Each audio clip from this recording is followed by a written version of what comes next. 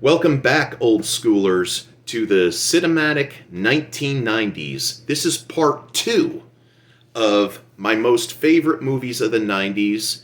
My favorite movies of the 90s, from least favorite to most favorite. So hopefully you've watched part one, and once again, if you're new to the channel and you like what you see, please, subscribe, leave comments in the box down below, and hit likes, and hit the bell for notifications for new videos. Okay, so far I've covered half of my most favorite and least favorite movies of the 1990s. So far, I've gone ahead and shown you there have been some spoilers, and, there's going to be more spoilers, so again, if you haven't seen any of these movies, I'm going to leave, in the first video, I'm going to leave a list of all of them, so you could see them. So if you haven't seen them, there's going to be spoilers, so if you haven't seen them, your best bet is to shut off the video and go to these movies. Now, let's go ahead and check out the rest of these bad Oscars, shall we? Okay, last time we talked, I went to one of my least favorite movies, which was Jason Goes to Hell, The Final Friday. Now, we are going to my most favorite movies of the 1990s. Next one up here, Airheads, starring Brendan Fraser, Adam Sandler, and Steve Buscemi, which is about a unsigned rock band in LA who are trying to get their demo played on the air. It's kind of in the tradition of Dog Day Afternoon, where Al Pacino, and that one movie I think about the crazy newscaster said, "We're mad as hell and we're not going to take it," and Dog Day Afternoon with Al Pacino, where he's a homosexual who robs a bank to pay for his boyfriend's sex change. But this one in particular is about a heavy metal band that consists of Brendan Fraser on lead guitar and vocals, Steve Buscemi on bass and backup vocals, and Adam Sandler on the drums, where this band, they're so sick and tired of being kicked out of record companies trying to solicit their demo tape. They're tired of trying to get record execs to come to the clubs to see their band play. So they come up with the idea of getting signed to a major label by breaking into a radio station to have their demo played on the air. When the program director and the DJ decline, the radio station, program director, played by Michael McKean of Spinal Tap fame, and Joe Mantegna of Joan of Arc. Joan, what is that show, that Joanne of Arc or whatever it was that was on for a short time 10 years ago? And also Godfather 3. They pull out water pistols that look like real Uzis and decide to hold the station hostage. And, the police get involved, and, they're heard on the radio, because they're heard on the air that they're holding the station hostage. So everybody's jumping in on this. I mean, it had an all-star, again, another movie with an all-star cast of the who's who of funny. I mean, you got Chris Farley, Alan Covert, Ernie Hudson, David Arquette. I mean, just an ensemble cast of, funny talent, older and younger. And, I mean, even Harold Ramis makes an appearance in this movie as an undercover cop trying to pose as a record exec, but they find him out when they ask him the big question: whose side you take on the big Van Halen David Lee Roth split? When he answered Van Halen, they knew right off the bat he was a cop. But I've given you enough spoilers. This is a good one with a killer soundtrack that consists of Motorhead with Whitfield Crane and Ice-T, White Zombie, Four Non Blondes, The Ramones, Stuttering John. I mean, I had the soundtrack, but I lost it some way, somehow. But this is a good one. If you're a metalhead through and through, you've never seen this, check this one out. Stream it. Again, stream it. Everything I tell you, stream it, find it at the library, whatever you have to do. I mean, this is some good stuff right here. And then, going to my least favorite, Okay.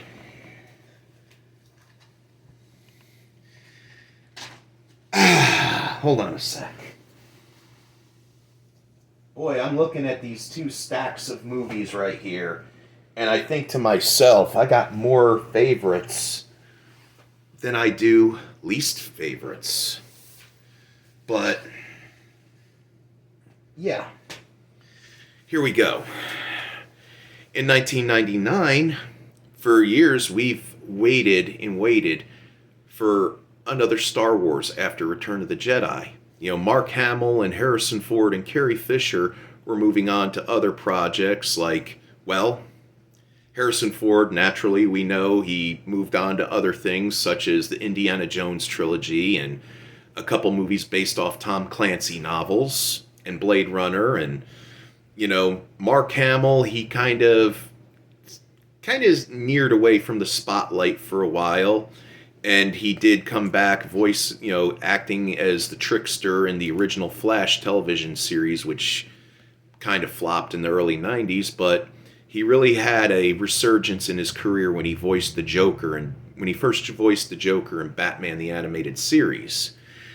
But finally in the 1990s, George Lucas, in the 1990s he was already talking about two more trilogies in the Star Wars universe. He was going to do a prequel trilogy, and then he was going to do a trilogy that took place after Return of the Jedi. There was all kinds of canon stories in Star Wars through novels and comic books at that time. And we all thought to ourselves, why don't they put this on film? Why can't Harrison Ford and Carrie Fisher and Mark Hamill and Billy D. Williams come back? Come back, give us a new thing. Sure, they did come back with Disney's Star Wars sequel trilogy, which a lot of people don't like.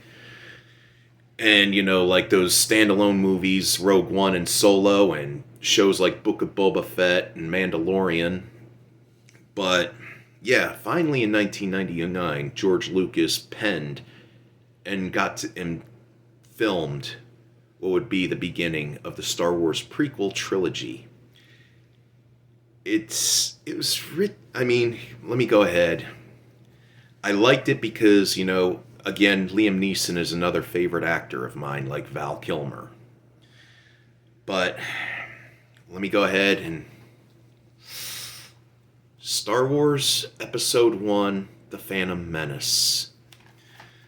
It was very rich in story. I loved the story, the lightsaber battles. I didn't care for the whole thing about the battle droids, and the movie was just saturated in CGI. Nowadays with CGI, they don't have to build complete movie sets anymore. They just take a room, say like this, and have it all green, and you do the action in that room, and then later, or blue, and later they'll go ahead on the computer, they'll take what they filmed on the computer, and they'll put, like, right here, there could be, Bigfoot can be standing right behind me right now. Somebody could take this footage right here and have Bigfoot sitting beside me, Bigfoot! No, but, that's what they do with special effects these days. Even stuntmen are out of a job, or complaining that they're going to be out of a job soon. But yeah, it stars Ewan McGregor and Liam Neeson, Natalie Portman. Ian McDiarmid, who played the Emperor in Return of the Jedi, returns as Chancellor Palpatine. And of course, Kenny Baker returns as R2-D2, and Anthony Daniels, well, I guess he I don't know what he did, but he did have the voice for C-3PO. And if you watch this all the way to the end credits where you see the cast of characters, you'll see that they put Jabba the Hutt in the cast, and they casted him as himself, which I thought that was cute. But it's one of my least favorite movies because of all the CGI that was injected in it. It was fattened with CGI. Alright, now next to most favorite movies. Whoa, well, here's the thing. With this one in particular, when Batman hit it big at the box office in the summer of 1990, everybody was trying to make a superhero movie, get a superhero movie greenlit. But how would they do this? I mean, the superhero movies didn't really come into full circle until X-Men 11 years later in 2000. And that's when Marvel and DC started going on the bend of more superhero movies because the special effects were good. But this one came out in the spring of 1990, just months after the original Batman came out. And, you know, one of the things I was disappointed about it was, you know, I was a big fan of the cartoon show and the toy line at the time. And there were some main characters that they didn't have a part of it. But I went to go back to read the graphic novels before it became meant for kids. And pretty much they were doing what was in the original graphic novels and then adding the science fiction. From 1990, directed by Steve Barron, starring Judith Hoig and Elias Cotes. The original Teenage Mutant Ninja Turtles live-action movie. And you know what? It did open us all up into the world of the Ninja Turtles.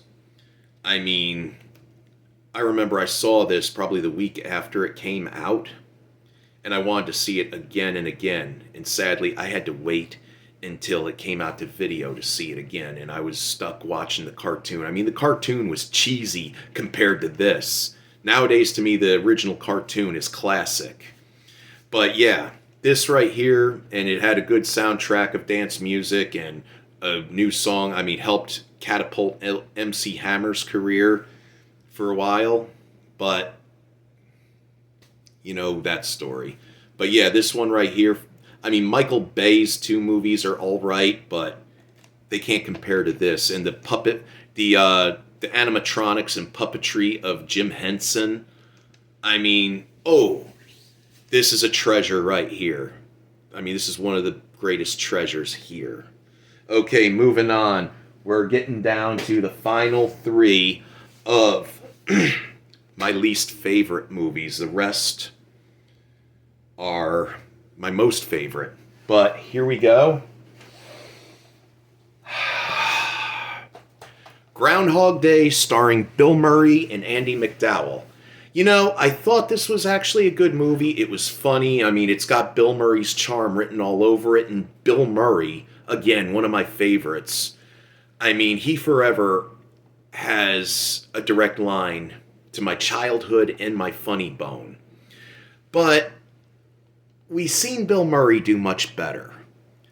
I mean, hint, hint, we could have had a third Ghostbusters. Hint, hint. But, you know, we've seen Bill Murray in much better, like, you know, other than Ghostbusters, Meatballs, Stripes, The Razor's Edge, Tootsie, Scrooged. I mean, this was okay. It was funny. It was witty. I mean, let's put it this way. Bill Murray was this movie's saving grace. It's about a gruff TV reporter going to a small town he grew up in on Groundhog Day, and he's so misogynistic and narcissistic that he has to repeat the same day every night he goes to bed. And he does everything to stop it until he realizes how he's got to go off and do good deeds just to move forward into the future. It's okay, it's cute, it's not hilarious, but it's funny. And Harold Ramis directed it, and it was around this time where I think Bill Murray and Harold Ramis for the longest time had a falling out, hence no Ghostbusters 3 at that point.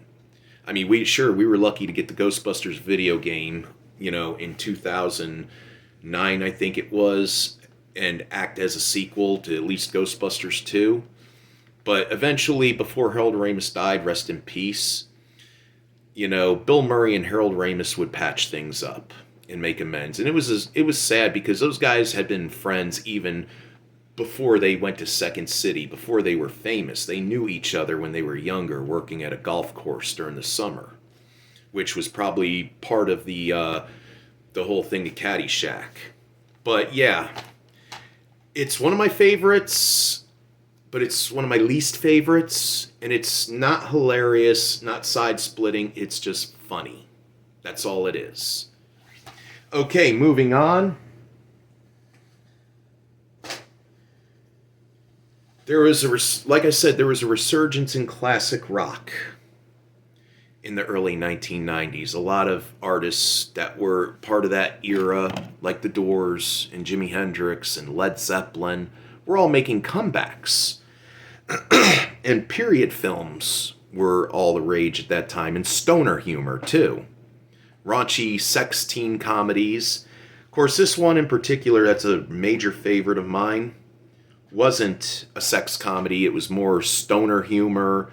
Rock and roll took place in the 70s. It was kind of like American Graffiti of the 1990s. You know, showcasing awesome music by Kiss, Black Sabbath, Alice Cooper, Leonard Skinner, and ZZ Top, among other 70s hard rock greats.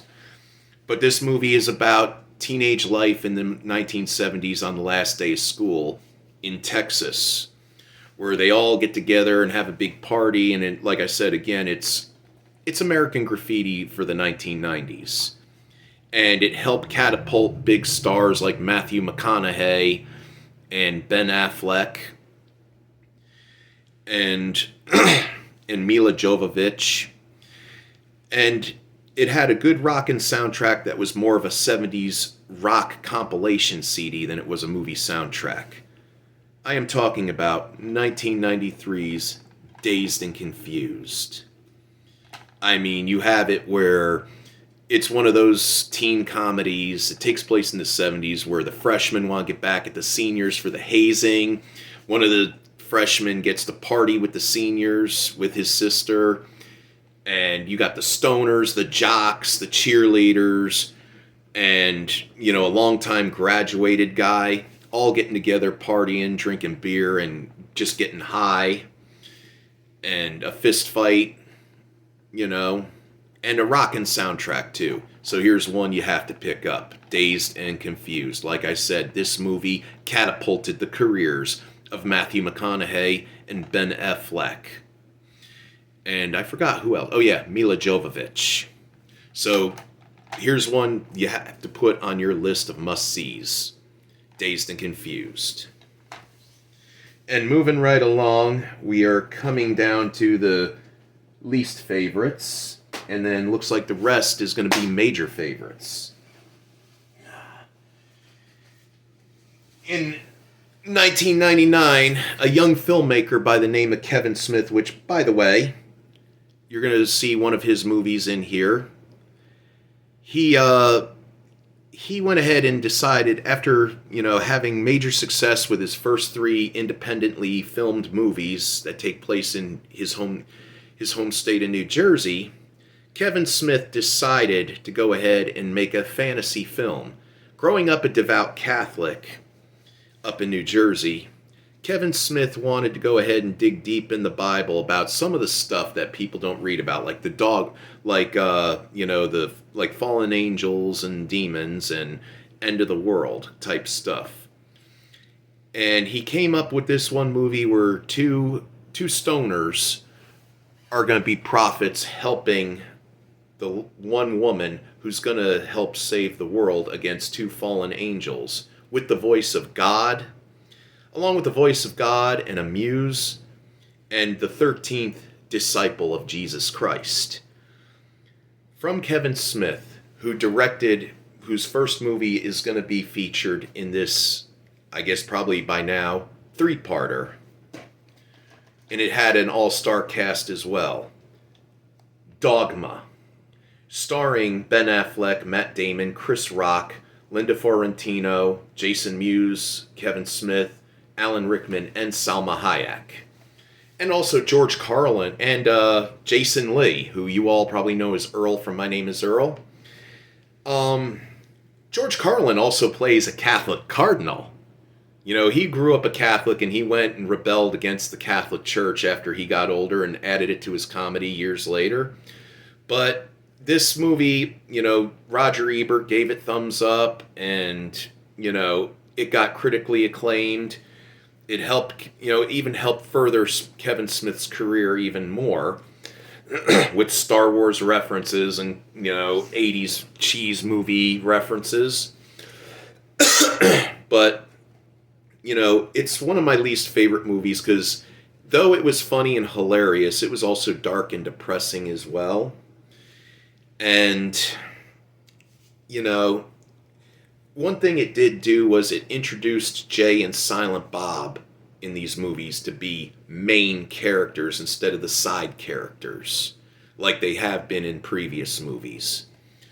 But an all-star cast, good acting, some humor, some laughs, but why it's one of my least favorites, even though it's a favorite, but it's one of my least favorites, is because it was too dark. It was very dark and, and it kind of went, it was controversial with the Catholic Church. And myself, I grew up a Catholic as well, like Kevin Smith did. It was one of those movies you didn't want to show your mom and dad when you're younger, in your late teens, early 20s. But yeah, it's a good one. It's funny. Again, like Groundhog Day, it's funny, but it's not too hilarious. It kind of makes you think in a way. It's a thinking man's kind of comedy. But yeah, right there from the mind of Kevin Smith. I mean, he puts fart jokes in with Catholicism. Okay, now we're going to go ahead and stop here. Get ready for part 3. Part 3, this is part 2. Part 3 will be coming up in a few minutes. I have to go ahead and stop this video and get ready to download it onto the channel. So stick around, and I will be back.